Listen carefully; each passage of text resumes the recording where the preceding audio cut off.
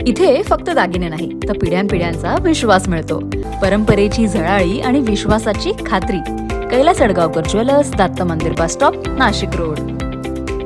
Fitness सेंटरच्या नावाखाली चालणारा देहविक्री व्यवसायावर मध्यवर्ती गुन्हे शाखेचा छापा. याबाबत पोलिसांनी दिलेल्या माहितीनुसार श्रीहरिकुटे मार्ग, मुंबई नाका, नाशिक येथील शिवम नावाच्या बंगल्याच्या फिटनेस सेंटरच्या नावाखाली महिलांकडून देहविक्री व्यवसाय करून घेतला जात असल्याची गोपनीय माहिती मध्यवर्ती गुन्हे शाखेच्या पोलीस अधिकाऱ्यांना मिळाली आणि सदर माहितीच्या आधारावर वरिष्ठांच्या मार्गदर्शनाने सदर ठिकाणी छापा टाकून कारवाई करत एका पीडित महिलेची सुटका करून संजय विजय शर्मा आणि कृष्णकुमार सीताराम यादव यांच्या विरोधात अनैतिक व्यापार प्रतिबंध कायद्यानुसार मुंबई नाका पोलीस ठाणे येथे गुन्हा दाखल करण्यात आला. सदरच्या कारवाईमध्ये विश्वास चव्हाणके, सुवर्णा महाजन, शेरखान पठाण, पोलीस हवालदार गणेश वाघ, प्रजित ठाकूर, युवराज कान महाले, पोलीस अंमलदार योगेश परदेशी, अतुल पाटील, महिला पोलीस हवालदार लीला सुकटे, महिला पोलीस अंमलदार वैशाली घरटे, पोलीस हवालदार दीपक पाटील आदींनी केलेली आहे आणि सदर गुन्ह्याचा पुढील तपास मुंबई नाका पोलीस ठाण्याचे पोलीस करत आहेत. NCN न्यूजसाठी रोहन दॅनी, नाशिक.